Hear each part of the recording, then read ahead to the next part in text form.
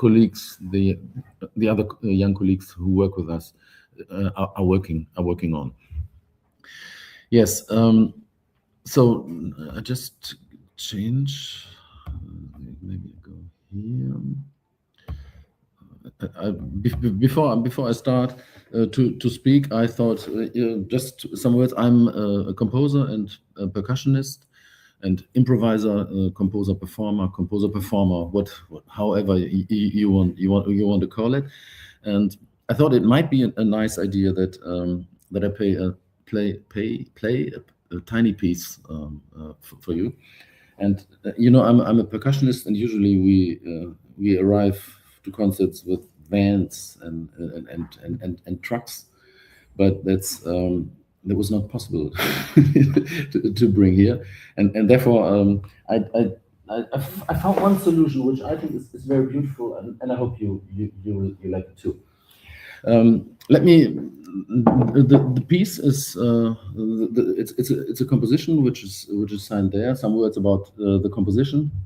And the US American composer James Tenney wrote in the beginning of the 70s, which is now 55 years ago already. James Tenney died some years ago. He wrote a series of very short pieces, the so-called postcard pieces, and he notated them only on a postcard and sent it to friends. And one of these pieces is called For Percussion Perhaps, or vielleicht für Schlagzeug, oder vielleicht auch nicht. And the subtitle is Night, and it is for the percussionist Harold Budd. And it's a verbal composition, and it only exists of 6 words, very soft, very long, and nearly white. And that's it. And as a percussionist or a singer or whatever, you have to find your way. And so some parameters are named, are spoken. It should be soft. What does that mean? It should be very long. In terms of what?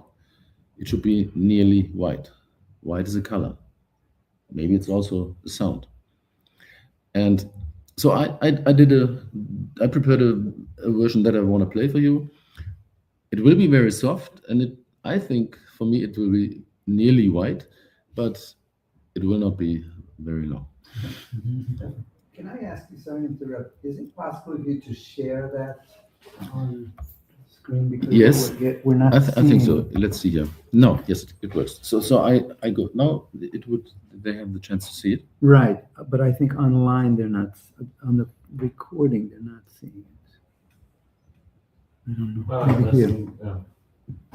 See. The little screen just beside the camera. The left screen. That is the from the viewing. No, aqui embaixo. This one. Yeah, here. I think you can share the archive that way. No. Bildschirm teilen. Okay, let's see. This is sharing the Microsoft Edge tab. Yes, and which of this? I think maybe you want the window. Window. Yeah. So are you? Here we are. Here. Okay. That's not that what we see now. Try that. No, that was probably... Okay, but now we won't get you. Okay. Strange.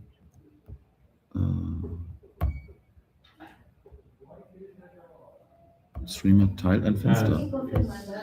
No, it's okay. You do it again? I don't know the StreamYard system. Yeah, sorry. It's first time in my life. Try it again with what you were doing. So Bildschirm teilen. Because that's what we were sharing. Oh, Alguém sabe como? A única solução que eu tô indo pouco pela visualidade física. Yeah. Maybe you can. It should be Fender means Windows, right? Yes, Fenster. Yeah, Windows. Yeah. That's where we had been. That's where we were. That's where we were. Yeah. Yeah, it would be again. It was Firefox. No, it's here. Yeah. Yeah, I'm using the Firefox. Right. For the. Where is Firefox? Or do you want to share the word? Yes. Right. Oh, Gesamtbildschirm is like the whole thing. Yeah, that should work too. And now I go to. No. You should need to. Yeah. No. Click it and like confirm it. Probably. Yeah. Down. Okay. Yeah. So now it should be working here. And now, okay, understood. Now I got it. I share. And now you can. Okay. Okay. Sorry to interrupt. Yeah, no A's. Go back to what we were doing. Quando mudar pro quando mudar pro Word vai abre o documento agora. Eu acho que não é isso. É isso sim, Pedro. Abre essa aqui. Não, vai pro documento que quer mostrar. Da composição. O Word. I don't know what you're saying. No. The problem now is click Word. Like what we're doing. Yeah. Okay. Let me do it. Click Word. Okay, I'm going to try your way, but I don't think so. Yeah, but then we don't see him. No, you see if you look. Yeah. Okay, great. Thank you. Sorry to interrupt. Okay.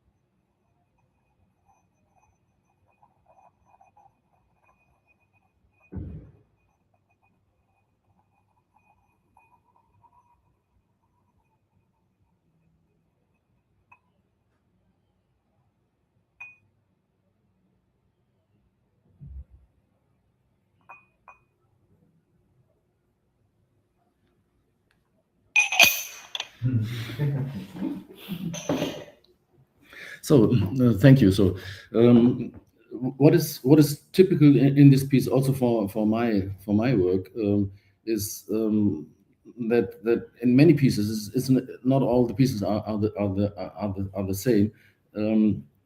It is a high sensibility for sound, so that you think it's only two glasses, and you would probably want wine and beer and water in it, but the object also has this very special qualities. And so what I try is to concentrate on these qualities and try to get them out of the material. material materia, and this is a tradition which is I would say quite old in music. It is really going to focus on something, focus on sound, focus on ideas also, of course. This is a quite holistic idea.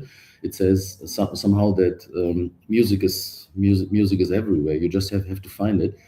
And as trained musicians, we are very much used to this. We learn to differentiate.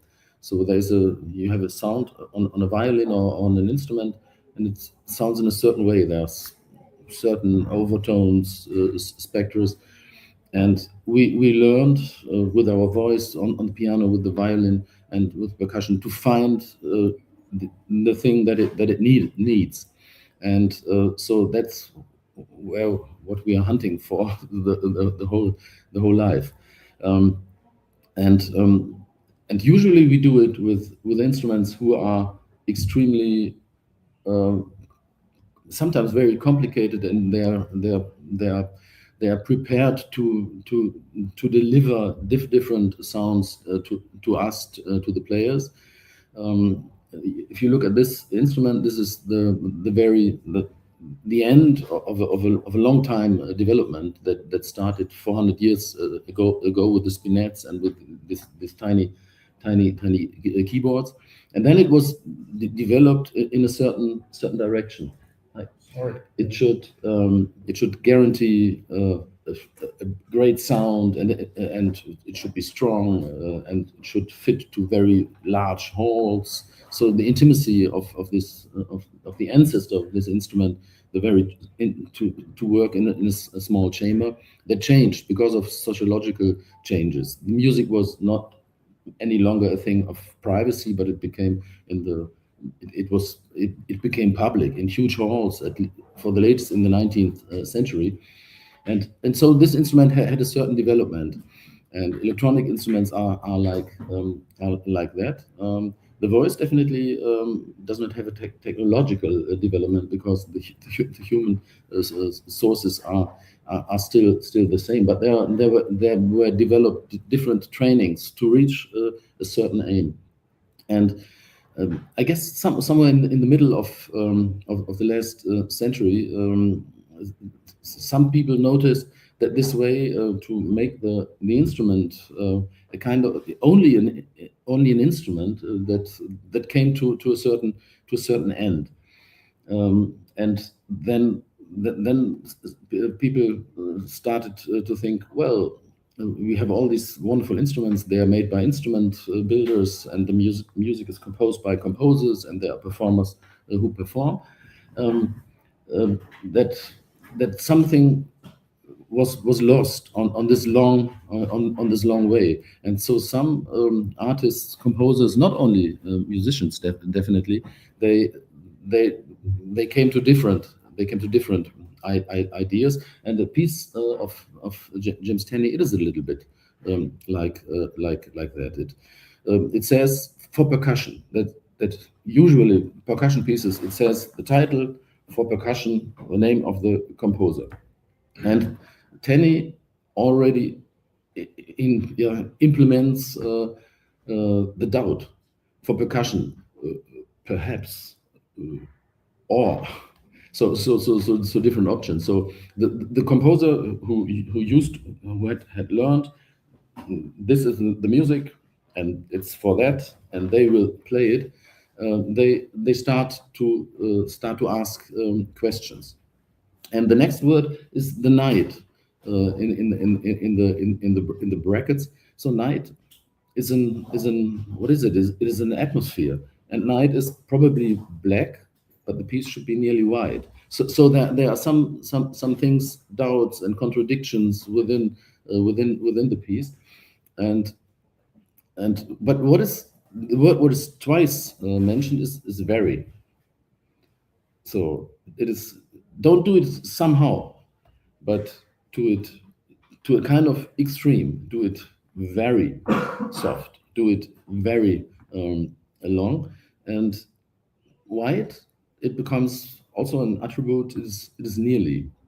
I think what behind this nearly is that white, you can't reach the white. So the only thing you can reach is this nearly white. If I look at the walls here, they are, yeah, they are nearly white. They could be white. Is that possible? Is there a comparative?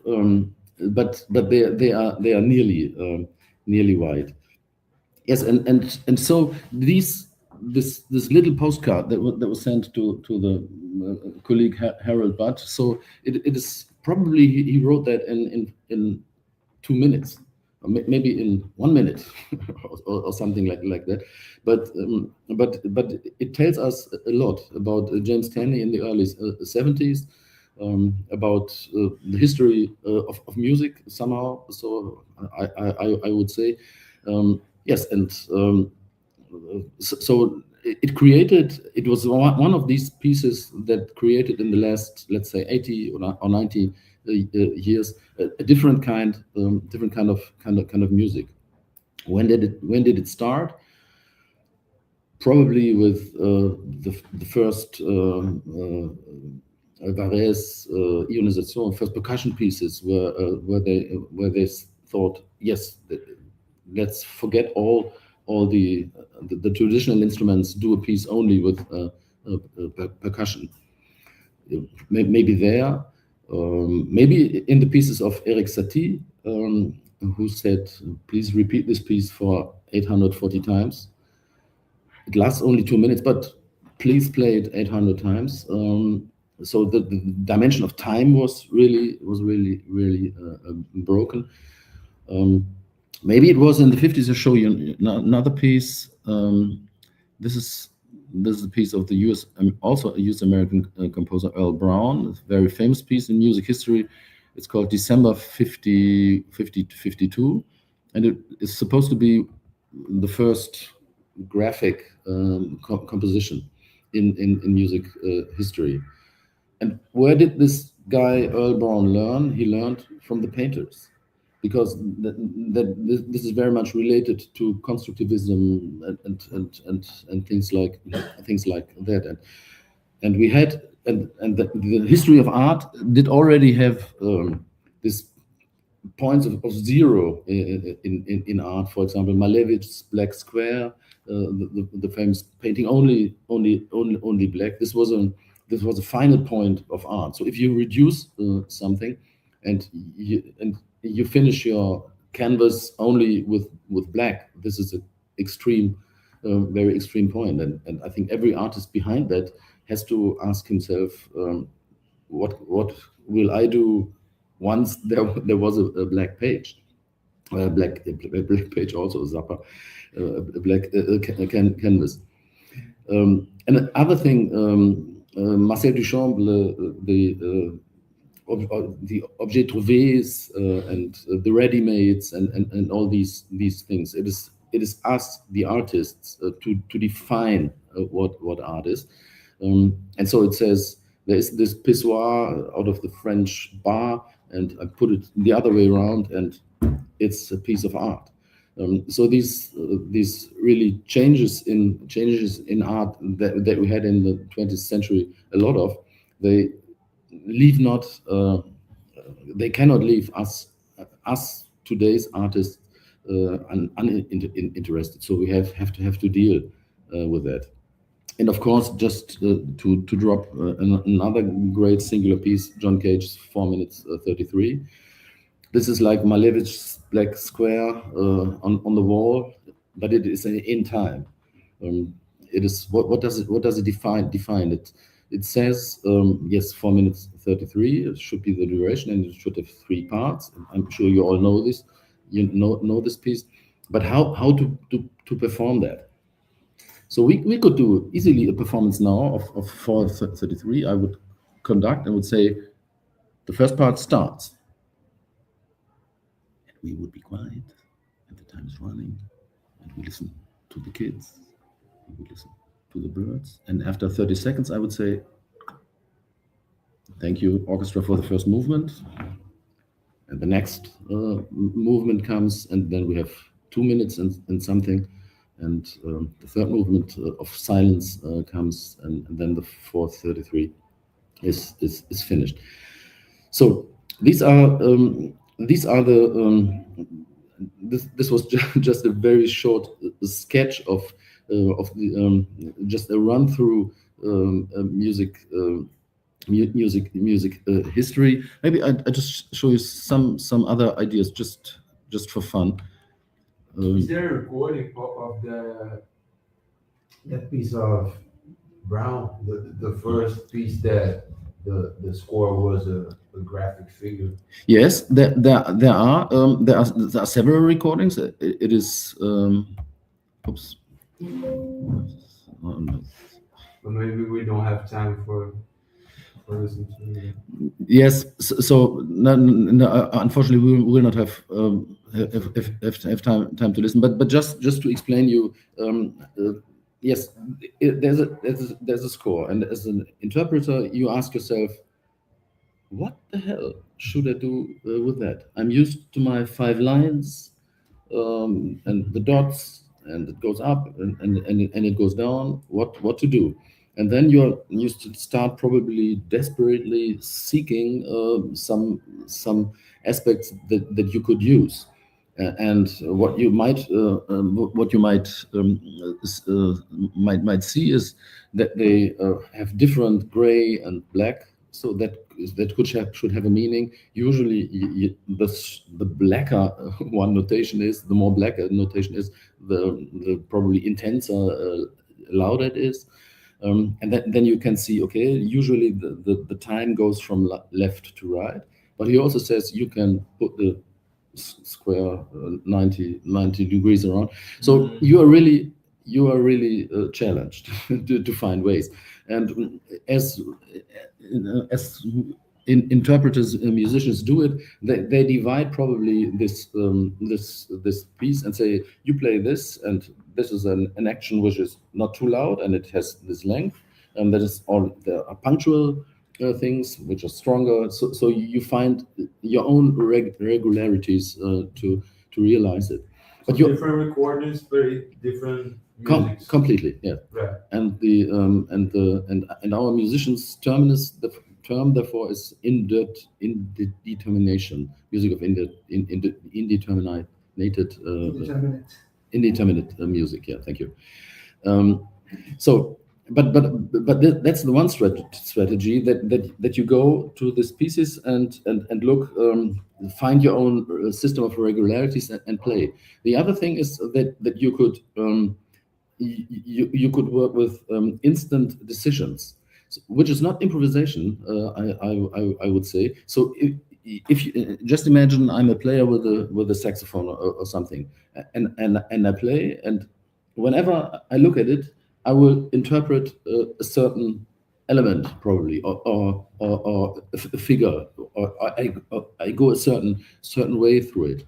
So it's not improvisation, it's in fact a realization. I choose this line, I play, make a pause, and make a louder thing, or short thing, then my eyes go there, I've got a strong one, and things like that. So it really, the neurons, it's a real fire in the brain if you work as a player with that. And there are different for all of you who are not musicians. There are different traditions in music to realize these kind of scores, and the things change. Of course, there are, let's say, 100,000 realizations of these pieces with computers. So which is very easy to define and things in it. But for me personally, I think that is a little bit boring, because this is a square thing, and so if I want to play it, I want the human touch. so Right. Okay, let me just flip through. through this. This is another other piece of Earl Brown you can see, which is quite a little bit more traditional. It's for David Tudor, the fabulous piano player, and so you can imagine that between these thin lines, piano player can realize that he does a kind of cluster for the first long thing, and does a second cluster and a third note. So this kind of complexity can be realized in time from left until right down. Yes.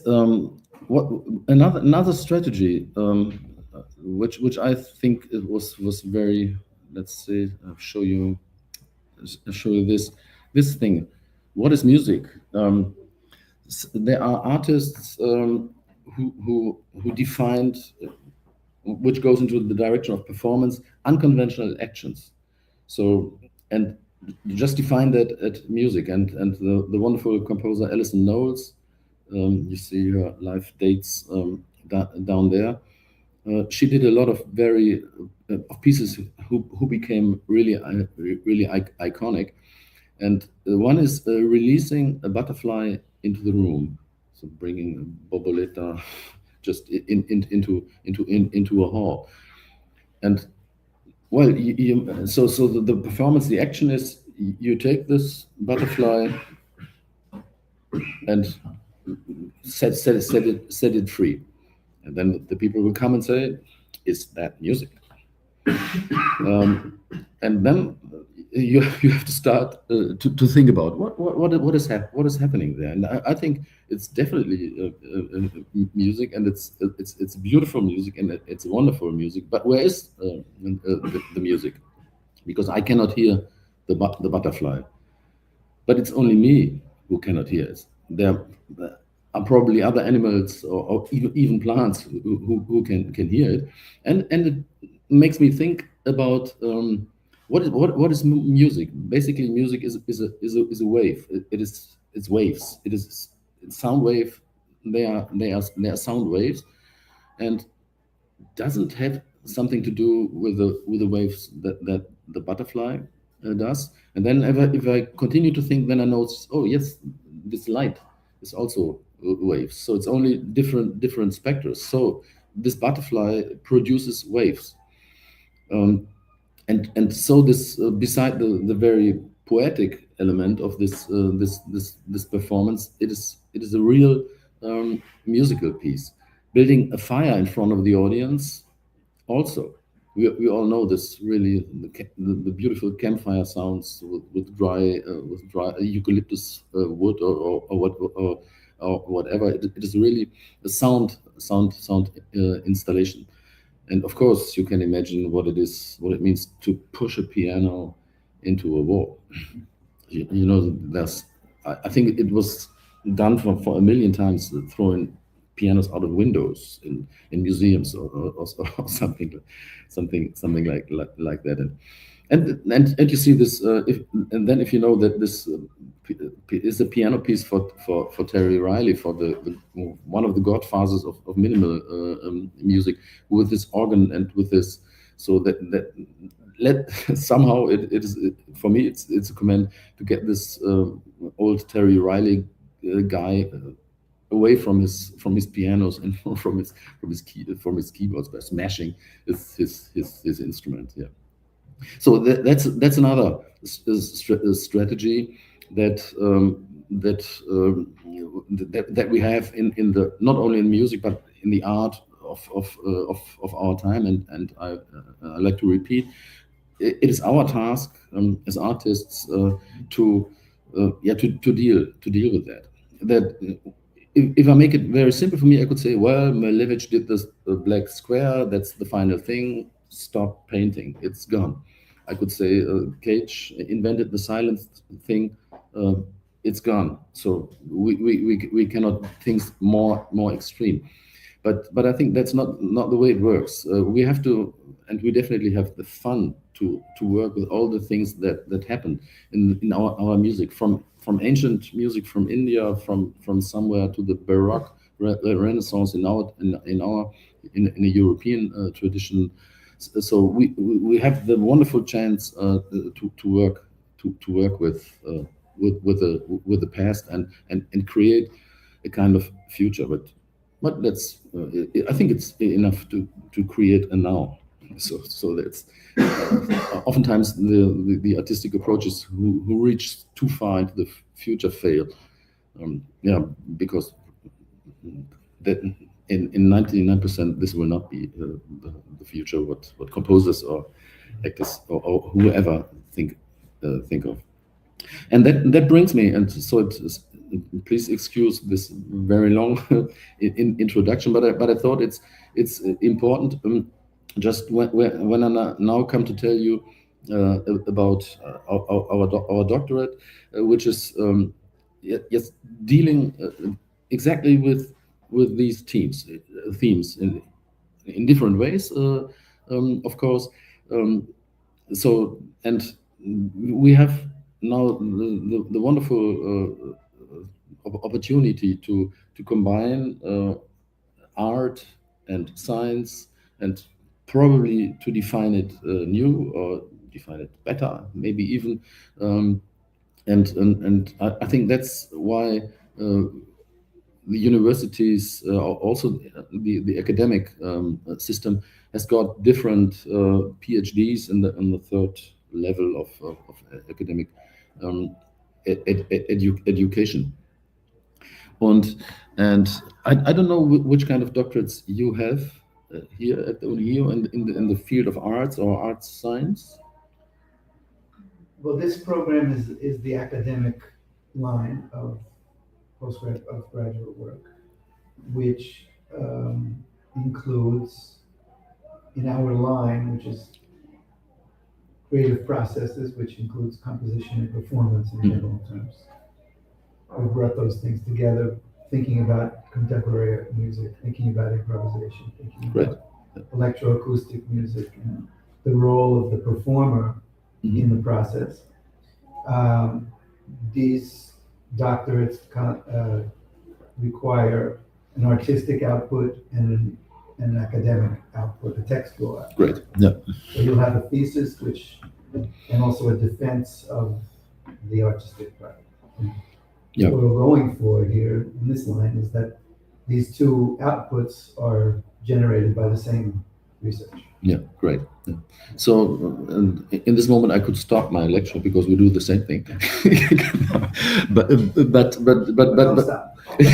but I think it's maybe it's interesting what our students have developed or will develop. So in Germany, yes, and well, basically we know in Germany there's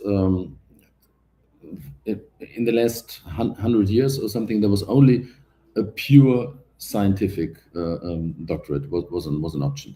There are different as it is here. You can do the Doctor Philosophie, you can do the Doctor Tech, Doctor Med, all the tech for technicians, for engineers, for medical doctors, and every faculty has its has more or less its own. And in Germany, I don't know if maybe if it is here the same. Only the universities have the right to do this, to give this doctorates and to give the doctor titles. So not the universities of applied science. So because they are specialized on the practice, on the use of knowledge and the use of science, but creating new science and getting new results is reserved to the universities. And so my university and my Musikhochschule, my Musikhochschule is faculty of music of the University of Münster. Münster is a city in the northwest of Germany. It's a very traditional city with a huge university. The city is about, let's say, 330,000 inhabitants, and 55,000 of them are students. So it's really it's a great proportion. So, and I think that's the only thing that keeps the city young. So, it's a big university who has really all the fields except engineering. So you can do everything except engineering there. And we are part of the university as Musikhochschule Münster since 2006, 20 years now. And this model, Faculty of Music at the university, is in Germany absolutely not common. We are unique because the tradition of educating music is it was founded actually in Weimar, in the where you did your studies in the second half of the 19th century. It was when Felix Mendelssohn, the composer, he founded a conservatoire and conservatorium, and this model of Weimar and Leipzig, they founded the tradition of German Musikhochschulen. Since that time, they are Musikhochschule Würzburg, separate institution, like a University of Applied Science with the subject music. And that's why for a very long time, all the Musikhochschulen had no right to give the doctorates. That changed since the 70s or 80s of the last century. And since then, in the scientific fields like musicology and music education, they got the right to give, but only the real scientific, so-called traditional scientific fields. And we in Münster, we used the chance that we are part of the university.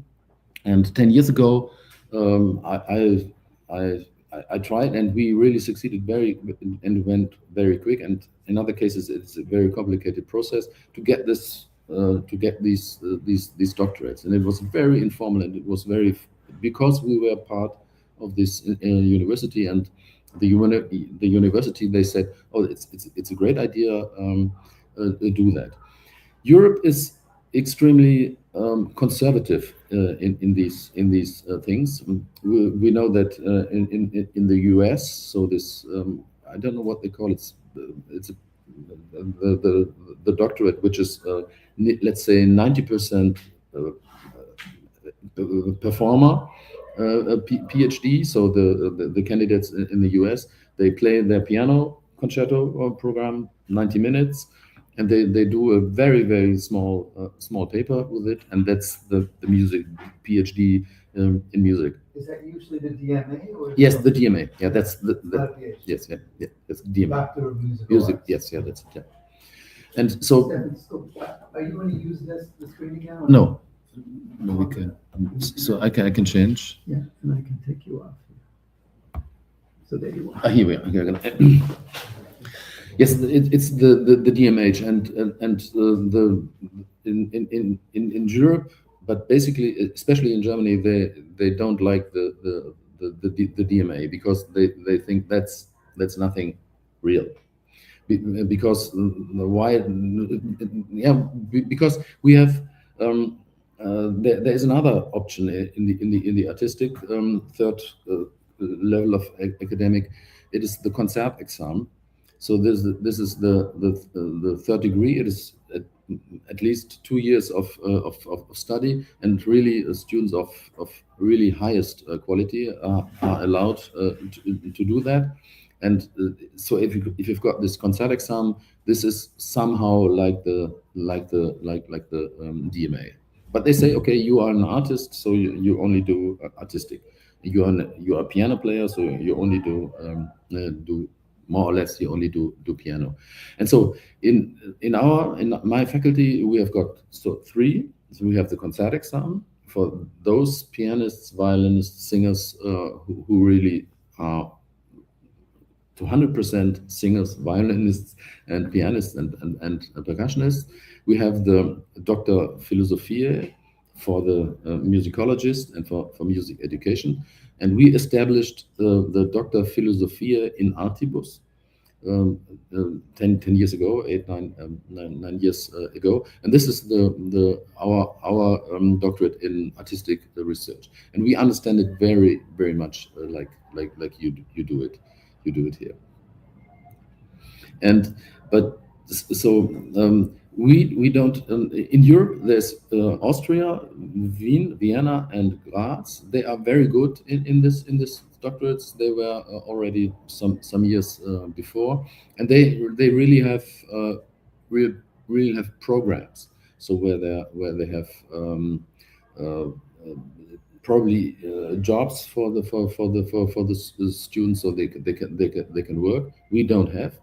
So you don't pay any fees in Germany, but the system of scholarships is really worse than, for example, in the US. That's what we have to say. And so you have to be very autonomous. You have to have a very high grade of autonomy if you do it. Of course, you will be you can go to classes, but you yourself have to find all these things.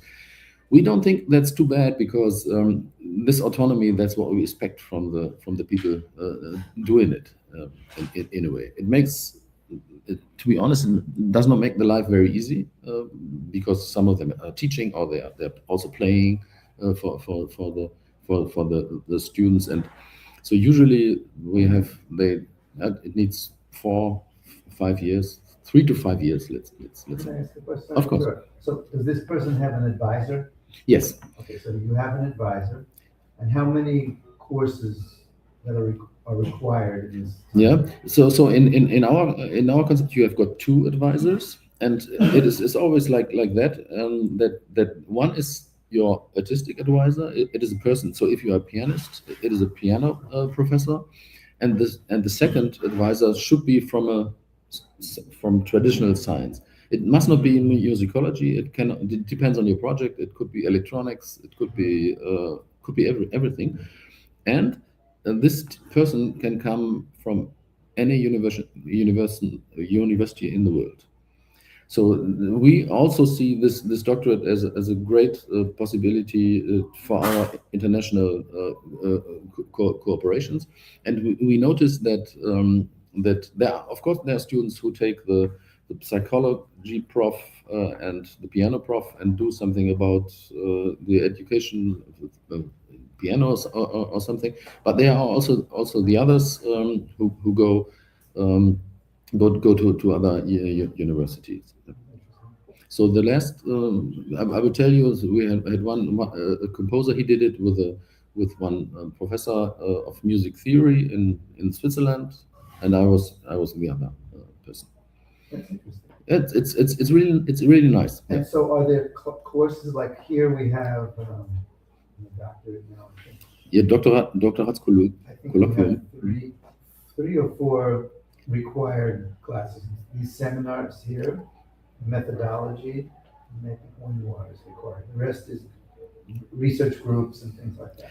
Yes. So with us, there are nothing is required. In the beginning of the process, these 2 advisors, they sign the exposé. They say this is a great thing, and we know you. And then there is something where you can write, but we think you should have more knowledge of methodology. Then we say, please take courses of methodology. Or this, and of course, yes, indications. Yeah. And of course, we have what did I want to say? I forgot it. No, of course, of course, there are within our university there are different doctorate colloquia. So different formats like that. The psychologists have, musicology has, and so they can choose where to go. we do not offer a separate for music. We are thinking about it, but somehow we think so. It is quite good that the artists go to the hardcore scientists and see how they do it, and then they should decide how that fits to their own project. Maybe, and at least we hope that it inspires them also from the other field. I have a couple of other questions. Yes, please. If you don't mind, and if you have questions, save them, because Stephan presented two things. One was about the music, and one was about Yes. the doctor. I think they're both very interesting. But I want to go back to the music for a second. Okay, of course. I have a few questions. First of all, you, at one point, we were looking at, I think, Earl Brown's score, and you said, well, this is indeterminate, but it's not improvisation. Mhm. So how do you define improvisation in that case? Yeah, so I would say what I meant is you will be guided by a kind of score in this indeterminated improvisation, and my understanding of improvisation is different. Because it's my field, I'm curious to know. Yes. So well, I know I studied what my artistic practice is. I studied Indian music. I'm a tabla player, and I'm a free improviser. So, and that's that's my field. And of course I know that no improvisation is comes from here. Yes, when you're lucky, you have it once in your life. Yeah. You're lucky you remember it. Yes, and hope that it was not recorded. Yeah, that's interesting for me. I don't know if you maybe remember George Lewis's article, you know? Yeah, of course. Yeah. Where he's. Yeah, I know what you're referring to. Yes. Argues that he's questioning the use of the terms indeterminate and extemporaneous. Yes, yeah, you're right. Instead of improvisation, as a way of defining the traditions. Let's call Yes. it. Yeah. So that's why. Yes. So this is a really very complicated field, and I know it.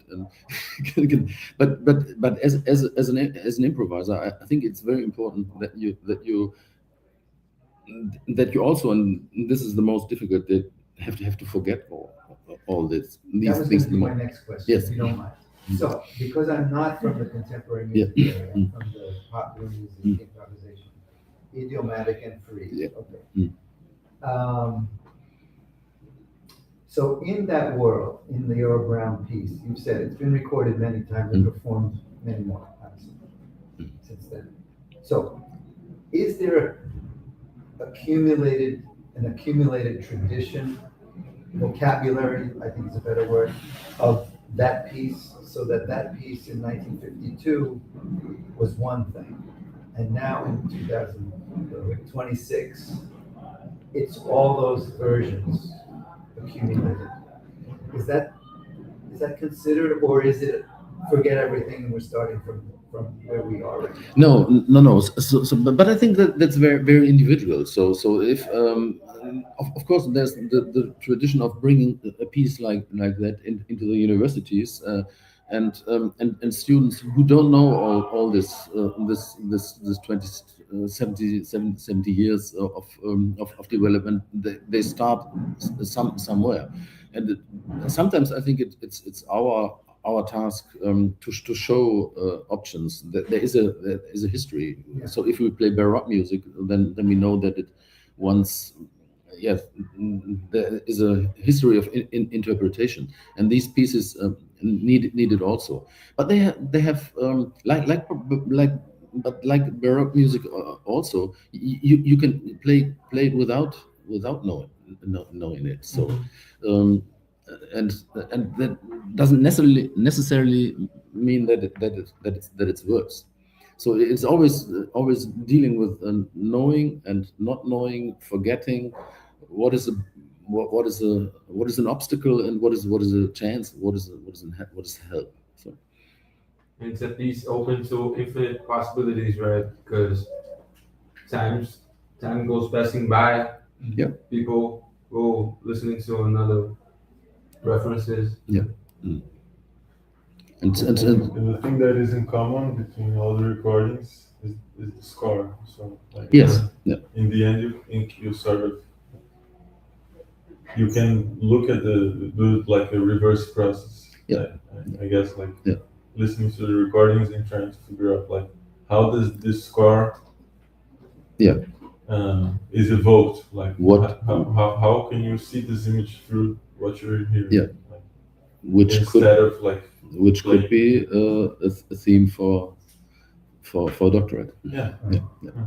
Is the score the thing that holds it from not being an improvisation?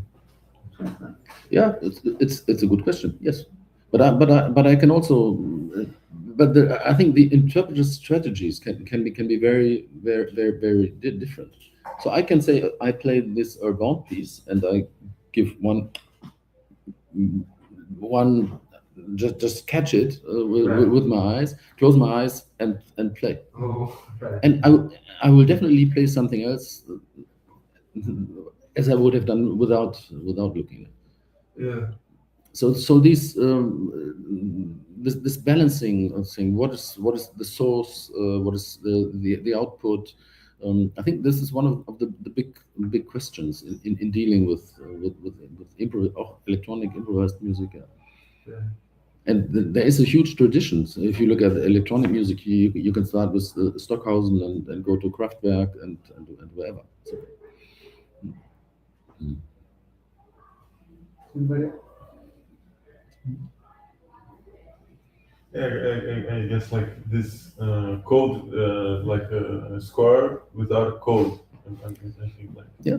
And he himself started to build like this code because the next piece you showed was Yes. like in a Yeah. similar kind of language, Yes. Yeah. like Yeah. the same kind of, and it's I believe like a matter of like as a performer to you have a choice to be coherent in the interpretation of the code, like to treat it as a code Yes. or not. Yeah. Like, and it's something you said like about instant decision as opposed to improvisation. Mm. I think it was the first thing you said. Yes. Which is So this like is one. reaction. Yes, Like reaction. almost like a reaction to how my eyes look through the page, like Yeah. Yeah. like which is like a really honest kind of. I mean, that's one approach you could take, like being like honest about how your eyes move through the page, since you don't have a clear direction, what like left to right or up to down, top bottom. Yeah, you could. I think you could do a great research setting on it. So if you probably you enlarge the score and you track the eyes of Yeah. yeah, You could something- do it like something Yeah. something like yeah. something like that. But, But I mean, like it's a score, and it's like how as if I invented new letters and as Yeah. somebody to read these words. To Yeah. pronounce a word. Yeah. but, yeah, yes. With letters I'm drawing. Yeah. And I'm telling you their letters. Yes. And you could say, Yeah. no, that's just drawings. Yes. I'm saying, no, they're letters. Now Yeah. read the word, please. Yes. And like, what does it mean? How will it sound? It's like, I'm since I didn't say, oh, this letter, this is sound. Yes, so you could replace signs by letters. You can say this is A, Yeah. and this is B, and this is B, B1 or something like that. Yeah, but this kind of a reduction. I mean, like this is you're already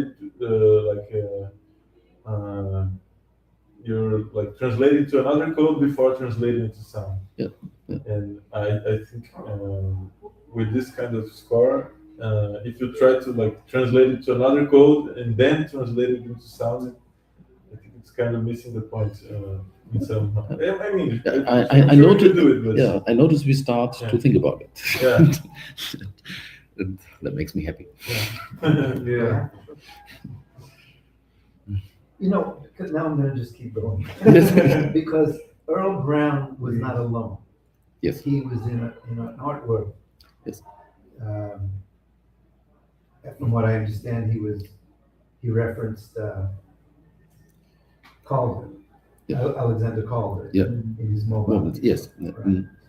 So he comes from, he was in a community, Yeah. an intellectual community, artistic intellectual community of the 50s. And this was his contribution. And there were so many others. Mm. David Tudor was part of that, and Cage.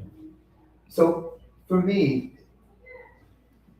looking at it from the point of view of an improviser who considers the culture and community from where this vocabulary emerges through individuals. Mhm. So he's already not alone. He's not an independent. It's not just one guy Yes. Yeah. who came up with this great idea. And so that's already vocabulary that's collective. Yes. Yeah. And so then my question is, okay, that was in the 50s. What happened It's in the- after that? And how was that community, how does it reflect even now? It does. Yes. Yeah. So that's my. Yeah. I think we when we look at the art of this time, you said the Earl Brown and Calder thing. There was Cage and Cunningham and Twombly and the painters and all these guys. They formed these communities, and then you go further, and then you see there was this Scratch Orchestra in England with Howard Kempton, and there was Chicago later, the free improv scene, and the European improv scene. So for me, it is a real rich source of that. Yes, I think it's a source we all drank out of. Right. So yeah, Right. and of course you have your friends and colleagues. We have and we have the networks and they are worldwide and yeah. So collective things. No one is an island. Right. And I think that's what we all love. Yeah. So those individual decisions are individual decisions because the piece is being reactivated Yeah. through one Yeah. or a group. Yeah, but it's embedded in a way. Yeah. But yeah, but it draws on our individual decisions are based or draw on our Yeah. experience and the ones around us. Mm. I find that interesting. Makes me think like how when you like go back to a traditional score, like how you can do look at the traditional score in 2026 and like think about how like maybe a student here when he wrote it like in Muscar, and like hearing the MIDI sounds Yeah. and like not caring much about dynamics or like writing articulations not very intentionally Yes, because it's too complicated. yeah, but that's kind of a real and an honest relationship with the score and the code, which is like maybe it comes from lack of for like maybe some things come from little experience, but they also surely come with like new possibilities of interpretation and execution accidentally, like in like, looking at a regular score, which through this lens of like how is the relationship of the writer and the performer with that kind of code, like I don't know, like looking at a music score, written score, I feel like it's very different, even if it's the same code and language, like from the 1800s. Mhm. It's totally different. It's like a psychological experience for people now in like my age and with the education and kind of access and relationship we have with it. Mm. So like this kind of scores make me think like it's expense on how Mm. like it's an extreme case, but we can do like the reverse Yeah. way. So I don't know if Yes, I understand and I agree. So notation is a thing that was thought about and of by millions of of people. I think every composer does. Even I do. Yeah, I was So- thinking about your work yesterday. I was listening some pieces Yeah. and listening to you speaking today, and I was thinking about the silence Mhm. because when we work with the improvisation in some traditions, with some vocabulary, we don't have many times to work with the silence sometimes because we are always Busy. we are always playing something or making some phrase, and I think this kind of interlocução, it's necessary for us to think the real improvisation. It's the beginning of the sound and what is going to happen in the end and the relation with other performance. Yes. So Mm. I think it was very nice to listen the sound of the glasses and Ahmed worked a lot of things like the pig and everything. I think he was trying to break these Yes. Yeah. Mm. these fronteiras. Yeah. Let me tell you stories. When I was studying, we used to have a giant truck with different trash materials. All what this bang on the can thing. So tubes and we had a really great time, and we earned quite a lot of money as students going to schools and in the bringing it to the schoolyard, and then we built all these things, and then the kids were it was really beautiful. But we did it maybe 2 years, but then I thought then I thought that this started to bore me because it was a huge orchestra of trash, but it was used like an organ. So I push this button, and then there comes a certain sound, and so that's the same question that I had in that times, and then I started to reduce. So going going to this real trash orchestra and taking one object, and now see how what is appropriate to, how is it appropriate to work with it, and that it could be these two glasses, and that was the time when I started to construct simple instruments, and there was also the idea to bring all this together. So building the instrument, creating the music, and playing it. It's an old dream in a way. Yeah. Mm. There is a esgotamento sometimes in the improvisation. Some language, you say, okay, everybody, oh, okay, come on, but what can be new? Yeah. The feeling, Which instrument do you play? accordion. Accordion. And sometimes I used to work to say to my students that piano and accordion, they are very dangerous instruments because the sound, It's always there yeah, you gave the sound, it's very easy to produce. the sound can be nothing. It's different from a trumpet that you have to work, and then you find a sound.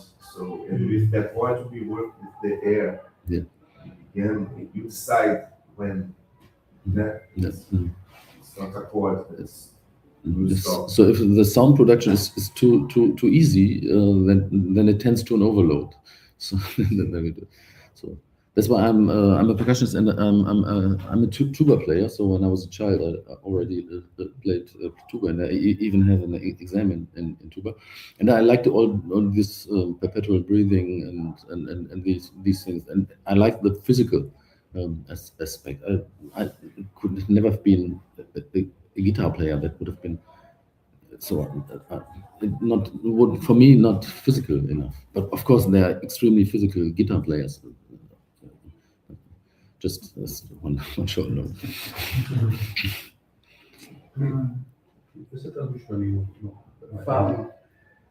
Essa notação me parece como se fosse um novo planchain, entendeu? Que você pode interpretar, só tem a altura das notas e cada um dá a sua própria interpretação.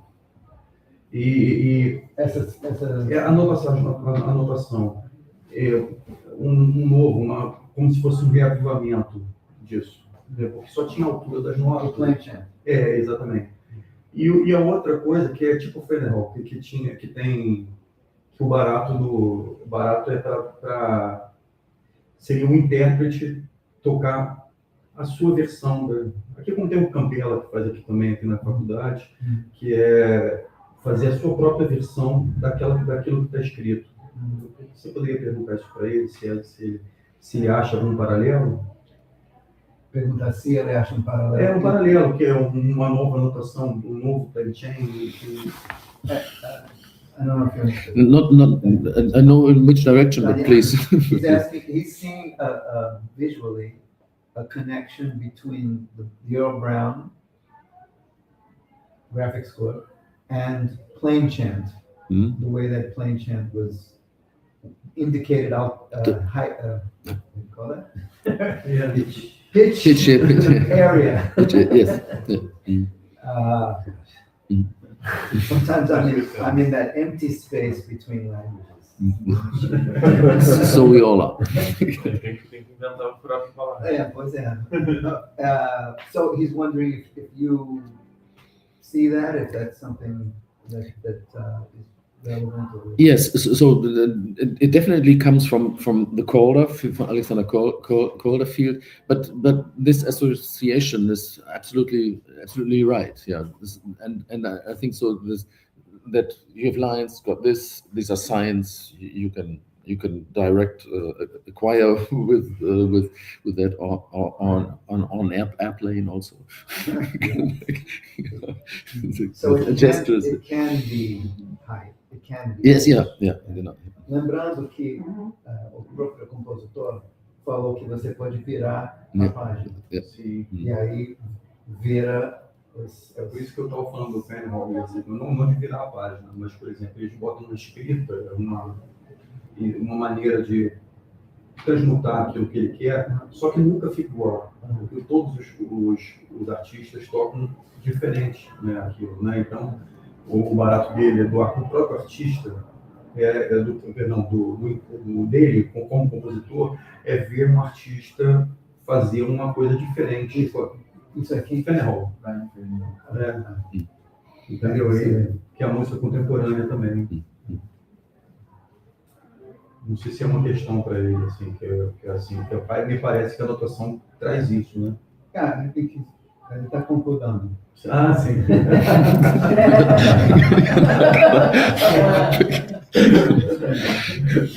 I wanted to ask about, they sent us the link to your website, which has some of your compositions. And I kind of wanted, you mentioned when you showed Earl Brown, that it had some sort of relation, it could be more of an inspiration with visual arts, constructivism, Malevich, these sort of works. And I started to wonder if for something like Black and White, if there is a relation for you or some type of interchange between other faculties.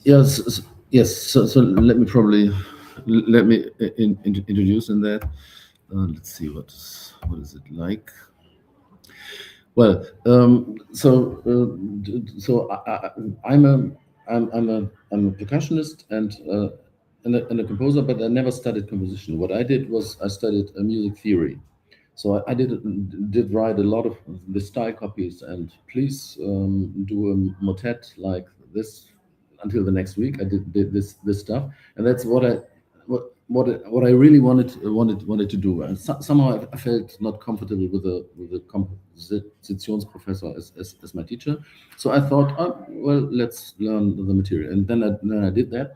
And for 15 years, I did not write a single note, not for percussion and not for nothing. And then somehow I started again, just to tell you. And some things of the last years, there's one complex. I made a series of pieces which all were written. Maybe I can load down the PDF. Okay, you see is even one Brasileiro Portuguese thing. So, and all these pieces, they were on one sheet, one day, no corrections, written with the left hand. That were the rules. So, because it's like you say, if you have an instrument that runs so quick and it plays more or less alone, that is dangerous. And writing is the same thing. And I wanted that it hurts, so that everything what I write, yes, that I would not change it. And there were resulting, and you see the different strategies. It is using words, it's using traditional notations. It's different principles. Some things look quite conventional. This is a piece which is let's see. I thought of realizing this piece this afternoon. Just to give you ideas. So it is, and it is definitely. This is like a little bit like stars, which are. So it's like the Great Bear or something like that who construct something. This is a nice. I still love it very much. Is a piece written on the day that Derek Walcott, the poet, died, and it's one phrase out of his poem, and it's a kind of canon, and it's very nice to sing that together or played with instrument. The day with all its pain ahead as he was is the verse out of the Derek Walcott. There's another very very beautiful quote. That's why. He was written, and I think this is our musician's perspective or situation. Who has removed the typewriter from my desk, so that I am a musician without his piano, with emptiness ahead, as clear and grotesque as another spring. So I think this seemed to me that was a very spontaneous way to react to the death of Derek Walcott. And I don't know why, but it turned out that it came out with this canon, what could be perpetual, played and sung. So these are.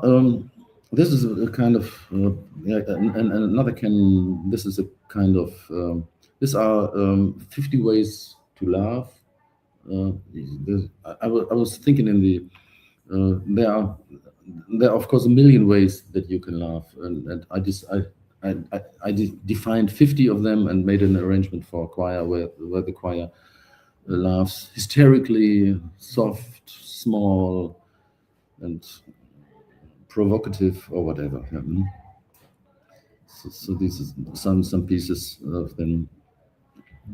I just skip through it. You can download this on the homepage, and some things look like a kind of traditional. Some look different. This is a kind of a folk song that durch die Welt gehen means going through the world, and it is referring for the. It's a little bit of a minimalistic thing that you have three voices. And the one voice sings, and the others sing at the same time simultaneously. And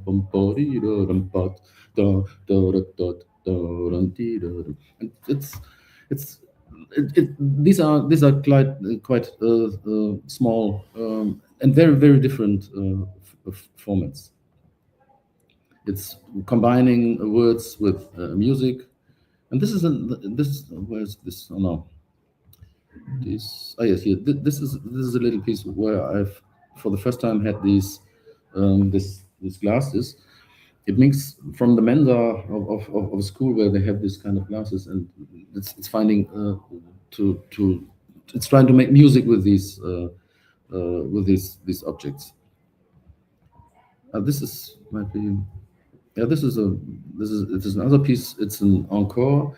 It means or the way to the performer is just take a recording of Billie Holiday's "I'll Be Seeing You." Maybe you know this very famous song, and you listen to it on headphones, and then you, in a way, multiply it on stage. And if you want, it's an Ossia. You can because for me Billie Holiday is the voice is like a nightingale. And what is the bird? Nightingale. Nightingale. Português. Roxinol. Yeah. So the bird that probably sings most beautiful, and you can imitate the sound either with a kind of water flute, but also with an object where you tear something and it sounds. So the two and a half or 3 minutes of remembering someone and what we did in the past several times, just to do a collection out of these things. They are some days it's a work in progress, and then combine some of these pieces, and some of them were used in theater for something. And this is also very beautiful. I think through these raisins, these small things, I threw them on the paper, and then so raisins turned into music. Raisins? Is that the right word? A little bit, yeah. Yeah, fruit, wine, yeah, you know. Raisin. Vinho. Uva passa. Uvas, dried uvas, yeah. Uvas secas. Uvas. Uvas A gente vai para casa dele. Yeah, and this is a piece. It's endings. It is 13. I'm offering 13 ends for a piano piece. You could finish with this great chord, but you also can finish with that. We don't talk about beginnings and the medium part. But no. It's about Leave it out.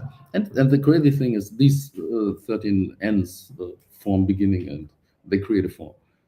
So, this is just tell you. It's Portuguese. yes, it's Pessoa. And this is a piece generated from a bill from a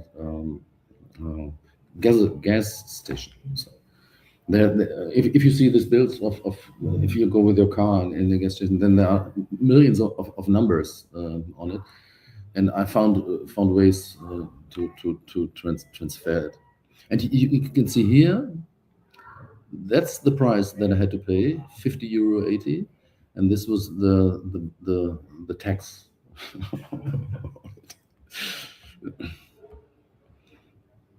Yes, and another piece, maybe this is also interesting. It is with changed accidentals. You have a melody. It's about the pleasure to play in unison, and for the first time you can do it.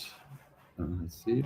You play bum dum dum be de bum ba de do di ra ba di da bum be, and so on. And for the second time you add accidentals. I'll show you on the bottom of the page. First time you play it without, then you take one E, makes E minor, two and flats, yeah. And then you go. So you have a kind of modulation. It's a modal piece. Yes, definitely. I studied Indian music. yeah, things like things like that. And what I like about writing this is having an idea. I don't. You never know where it comes from the gas station or from a memory from a message in the news channel or whatever. Derek Wilcock died, and then find a way. And it is only the piece of paper and the 3 or 4 rules, and you have to write it with the left hand. So let me show another project. This is you probably know the writer Robert Walser, who was he came from Switzerland. He died 80 years ago or something like that. And we did with friends. We did a kind of series of installations with works devoted to this author Robert Walser. And I had an installation where these papers like that. They were he became 78, and so 78 papers. They were fixed in forest to the trees, and they were and the people walked through it. So they walked through the forest, and there was an installation there, and then they saw my installation, and then they passed on it. It was 15 kilometers, and everyone was very tired after that. After the day, yes, there were 10. But we decided, we took this because it was a way that Robert Walser went, oftentimes from the one village to another village. So in Switzerland, through the mountains, and we followed his path. And then I found this melody that you can sing in a circle, and you can go the other way around. If you go, you can imagine it, or you do it. You sing it with 2 or 3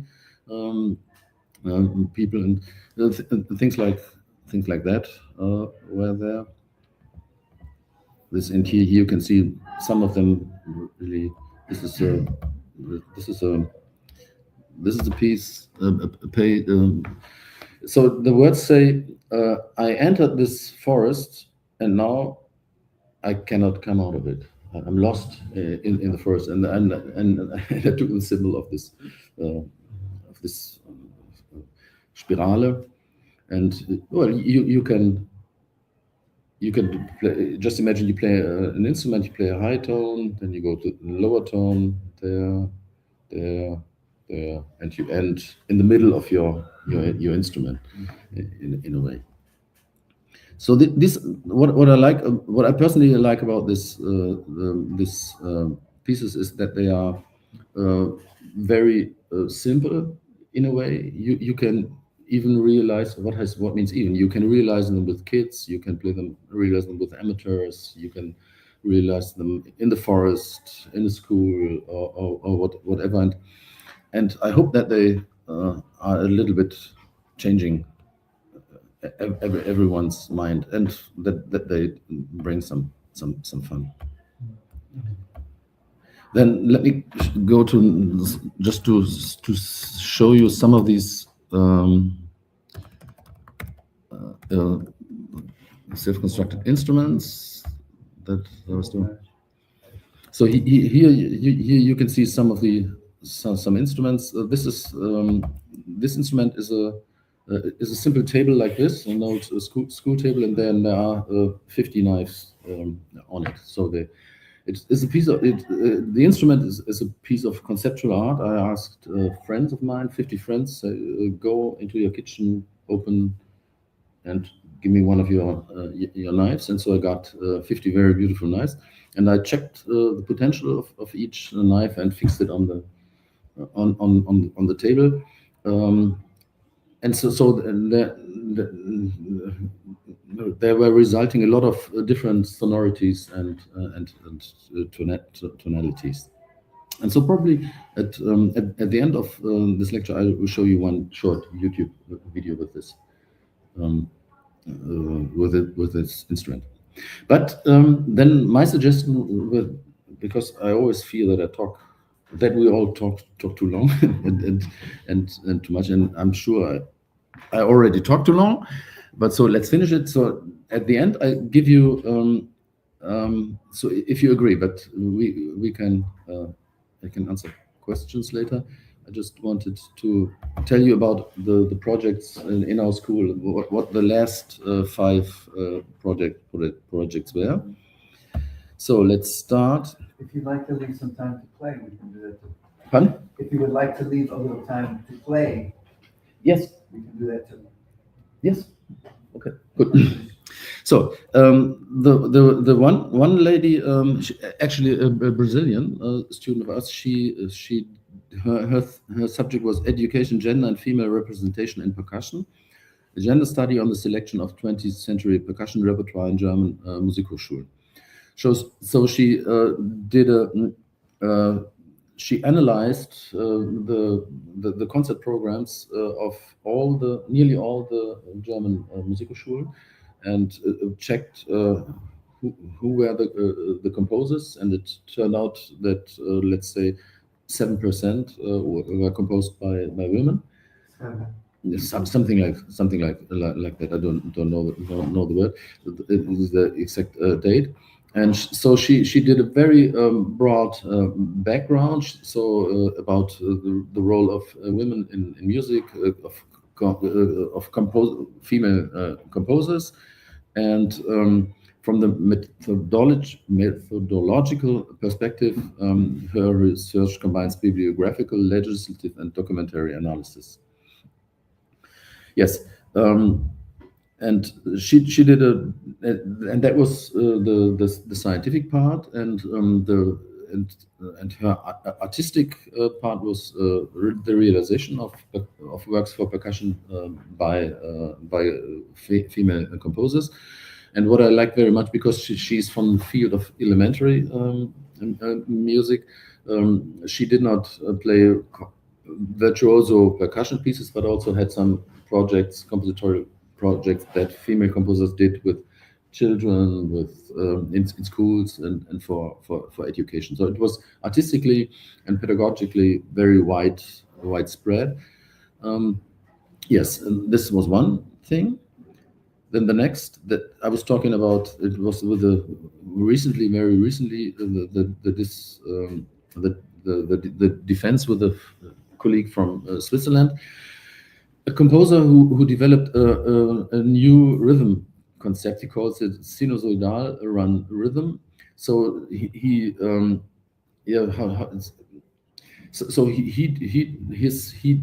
defined rhythm as a wave of which is quite new compared to the traditional rhythm theories of the European music traditions. And he built a lot of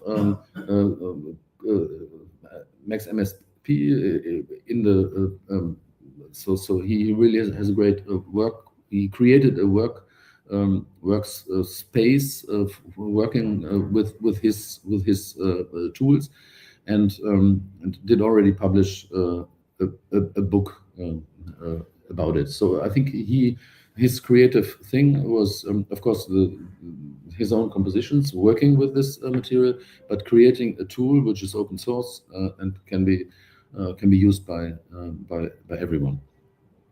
And his name is Stephan. I did not bring the names, but these 4 or 5, they are not yet published, so I wasn't sure if I'm allowed to do that. Yes, and so he thinks that his theory is an enrichment, making the traditional theories even more precise, and expands them. And in fact, it working with him with his tools, the role of partiture and score will be something completely different.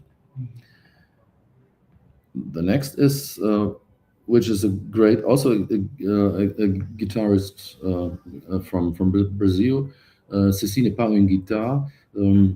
He did not less than defining a new instrument. So not building an instrument, but taking the looking at the guitar, which also had, especially in Brazil, had ancient ancestors, not from European, and he described the way that the guitar took when it came with the colonists to Brazil, and how the people integrated these instruments. So it had a very great historic aspect. But then he argues very much against the colonial approach, that if it's what is we say, he's playing the guitar in a traditional way. What the hell does that mean? Whose tradition is meant? And he's very very elaborate working with that, and very philosophy, with a lot of philosophical background. And he designed a creative project within the time of the last 4 years when he was writing this piece, working together with composers, with performers, with authors, visual and video artists. So and this is the best that we ever had. It's the one and only. We have the system of cum laude, magna cum laude, and sum laude, summa cum laude, and this is the first that we had. Really, this is really this is 100% what I like about our PhD there. Then a work of the author of this graphic notation for solo percussion and interpretive analysis and CD recording of The King of Denmark by Morten Feldman and Cyclus by Karl-Heinz Stockhausen. So two of the very famous and music probably most important pieces in our percussion repertoire. What he did is analyzing all the systems of notation. It is a piece that you can play this way around, you can and things like that. And what he did is what you already suggested. He compared a lot of interpretations. How does this player do? Where does he start? Which way? Which pass? Does he choose? Which single solutions he did? And his recording were. The two milestones were these pieces of Feldman and Stockhausen, and they were combined with other graphic realizations of graphic compositions. And the last is a project in this field of music education. It's also from a percussionist, a movement and posture for marimba. We marimba players have special technical problems because we have huge distances to play, and we have long sticks, and the pianists have the accordion players have everything very compact, and we have these things, and that is very difficult to handle. And he did a very solid research on that, and makes proposals and developed material. Practice material. He composed pieces for kids for music education. How they can learn it, and it's a very round thing. So it's composing and interpreting the pieces was the one thing, and the thing around the other. So, and let me think what else is going on. Yes, there's one lady who works with the difficulties of dyscalculation if you want to learn an instrument. And this is a cooperation between university in Rome and us with the brain researcher and a violin and things like that.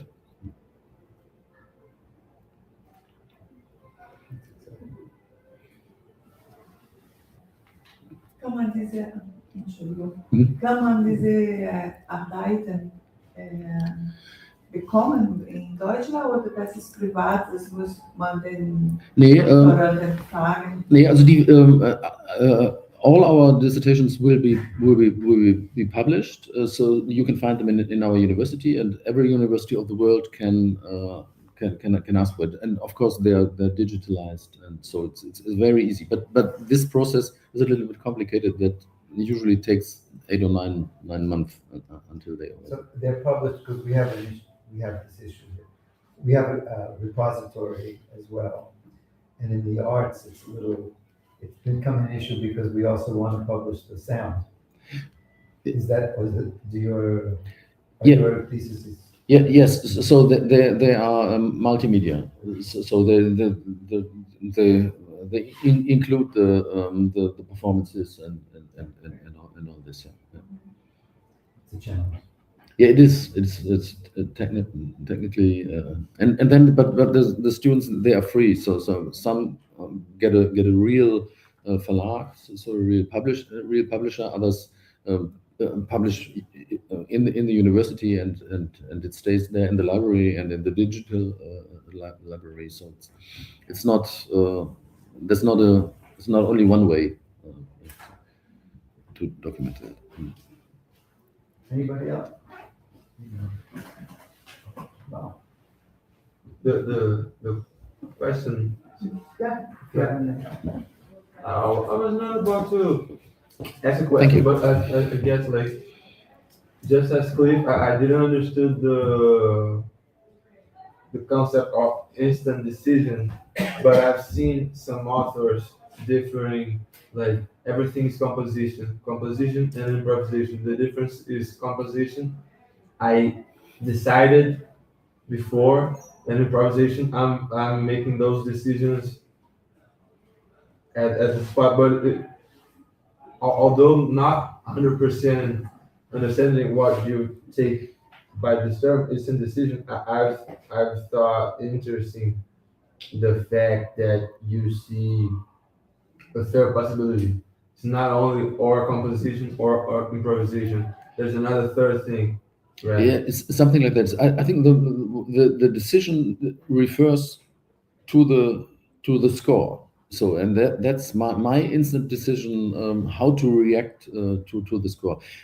I'm not a theory guy in these things. So I use words which are practical for me and which are not always correct, probably. Yeah.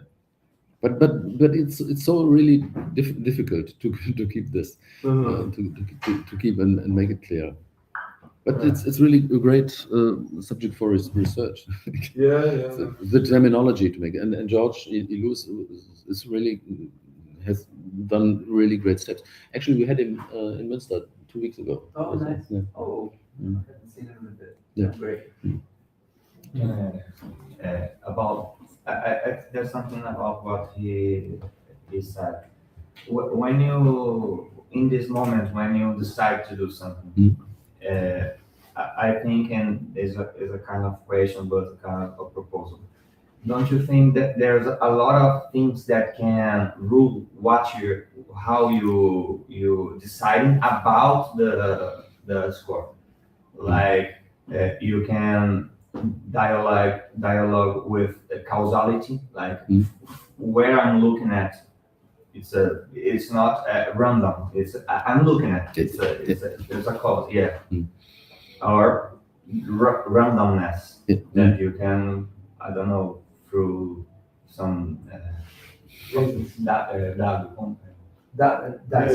dices. You go through some dices and you react to the results of the dices. It's like you're mixing randomness with your interpretation of that thing. Yeah.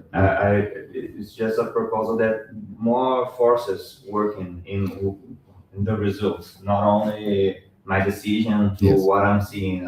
It's how I decide to do it, how I decide to take that symbol or take the graph and work on. Yeah, you're absolutely right. This is absolutely multi-complex, high complexity.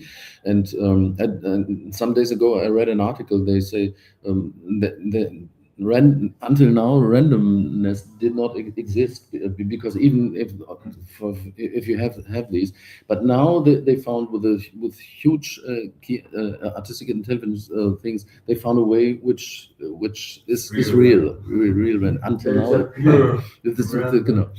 and of course highly intentional randomness. Like, yeah. like you have to work really hard to get this randomness, which is like not, Absolutely. not that random. Genau.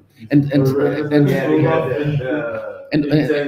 It's like really specific randomness. So it's Yeah. like- and of course this randomness is not meant for the arts. It's just to decode your credit card and things like that.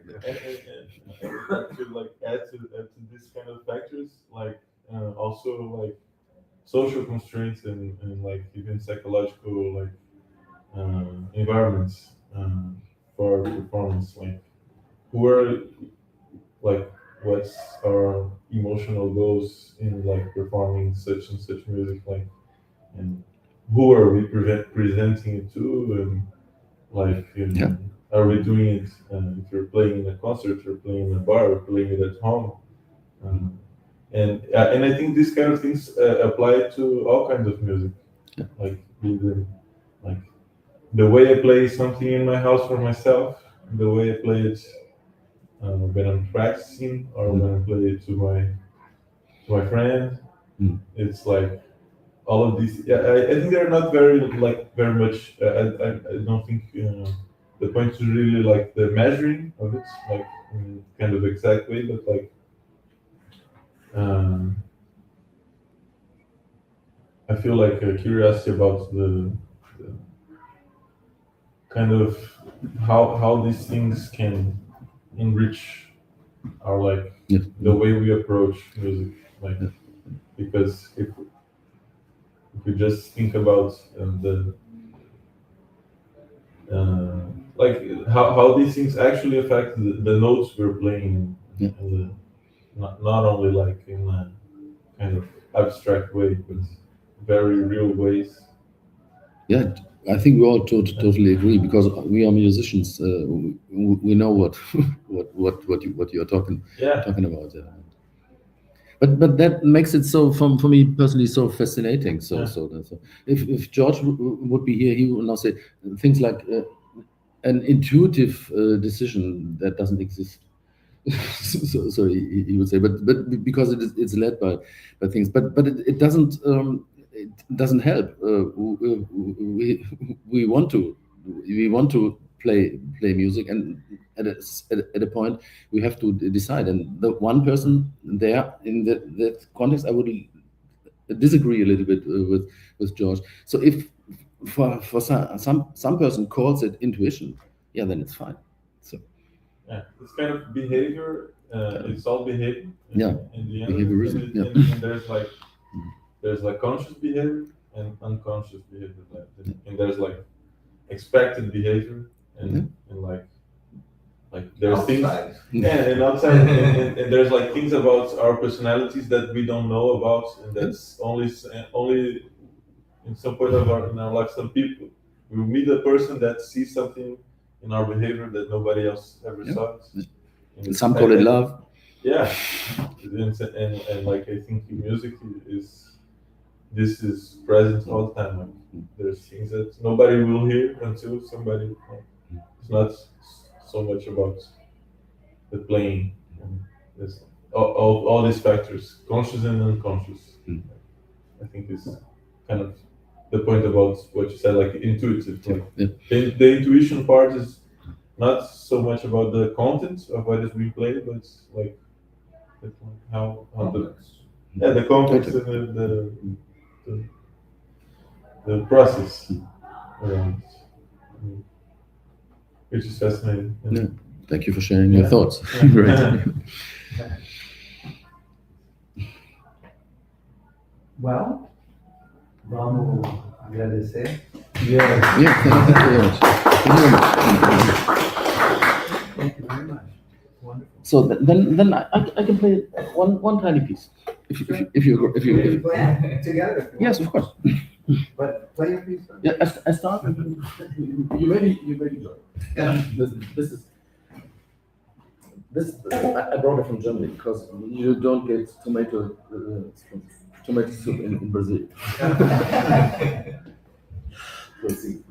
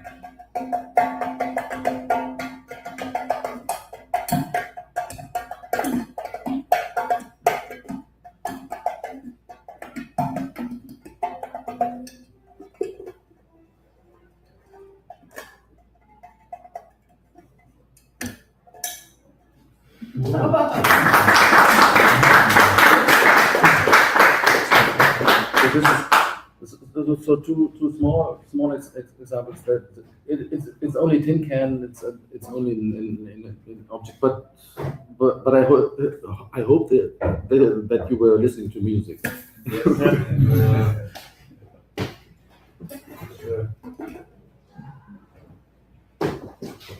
Okay, this is improvised prepared piano.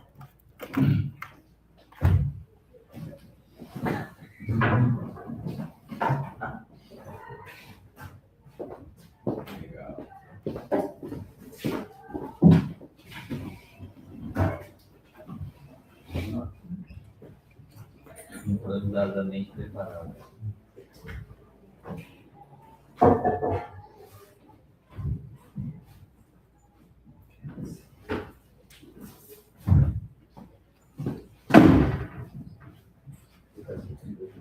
Uma professora de piano ali, eu acho. Pois é, ela estava aqui, né? Que é? A Maria Tereza. Ah, é.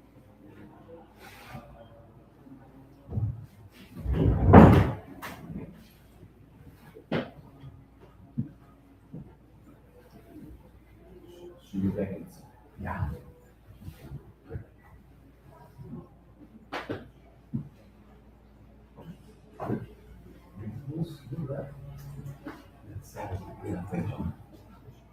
The name of the room, yeah.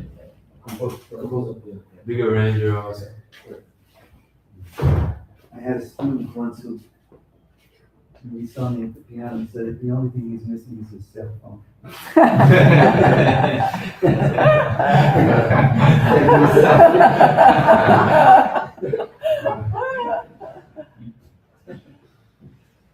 But yeah.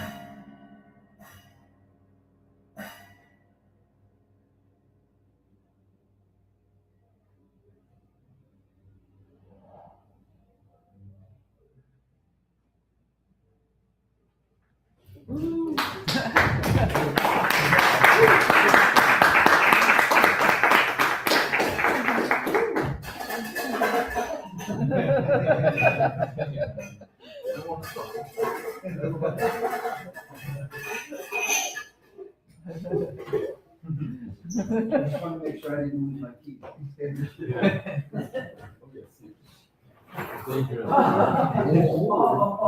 That would have got Sopa que groova. The soapy grooves.